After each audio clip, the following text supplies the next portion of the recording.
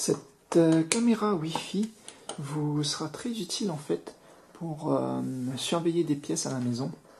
Alors je dis Wi-Fi, mais elle n'est pas qu'en fait qu'en Wi-Fi, puisqu'il est possible de la brancher en Ethernet, mais également Wi-Fi.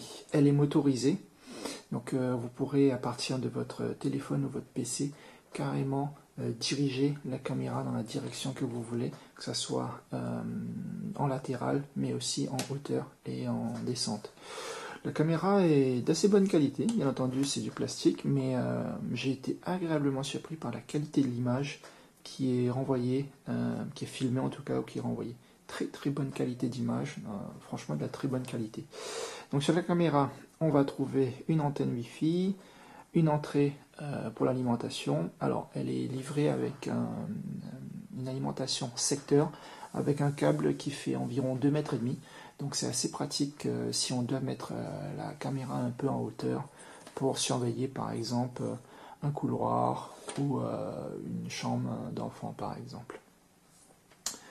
Elle est livrée également avec un support mural, avec la visserie si vous souhaitez visser votre caméra au mur.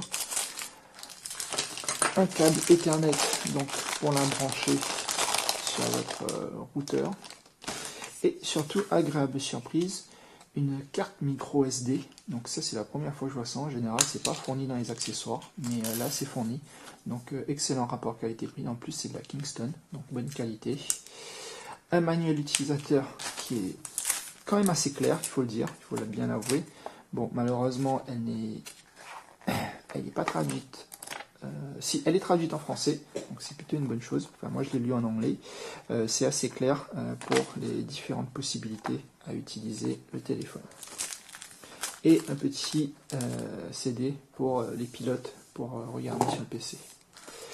Donc dans un premier temps, la mise en route, il vous faudra obligatoirement la brancher sur votre routeur pour qu'elle acquérisse une adresse Wi-Fi, une adresse IP réseau. Ensuite, il suffit de télécharger l'application P2P Livecam, comme vous le voyez ici, et de scanner votre réseau pour trouver la caméra. Donc ensuite que vous avez scanné la caméra, il vous suffit de lui donner un nom et d'aller sur configuration avancée. Voilà, donc là on a une série de configuration disponible et de faire le setup pour la partie Wi-Fi.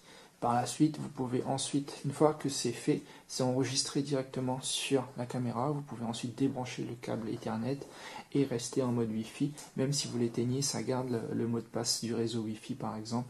Donc là, vous pouvez l'utiliser.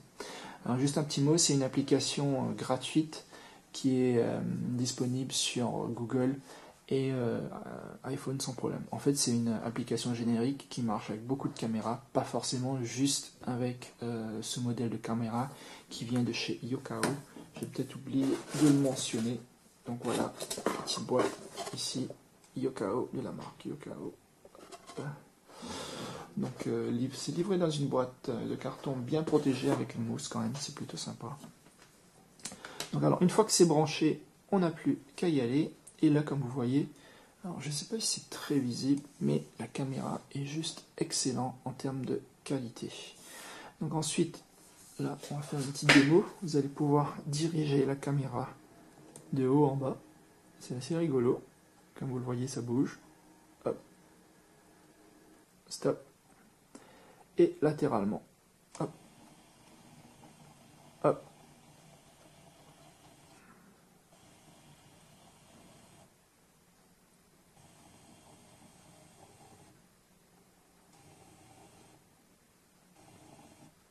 Donc c'est assez sympa.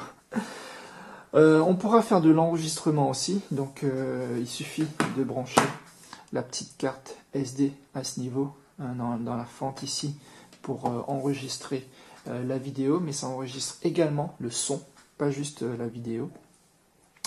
Et ensuite, on pourra ensuite prendre des snapshots aussi. On peut faire des captures, des photos quoi, des photos pour bookmarker ça, pour recevoir automatiquement. Donc là, on peut voir que c'est envoyé à 30 fps par seconde. Honnêtement, très bonne qualité d'image, très bien visible. Ça enregistre au format WMA. Le seul souci, c'est que j'ai pas encore trouvé l'application à l'utiliser sur Internet, via 3G par exemple, quand je serai hors. Pour le moment, je suis sur le réseau interne de la maison. Je pense que ce serait possible de faire une ouverture sur le routeur pour essayer d'accéder à distance. Bon, ensuite, ça pose des soucis de questions de piratage possible, donc il faudra bien sécuriser tout cela. Il faut rappeler que pour se connecter à la caméra, il faudra quand même mettre un mot de passe. Donc le mot de passe par défaut est 88888, mais vous pouvez le changer pour mettre le mot de passe qui vous convient.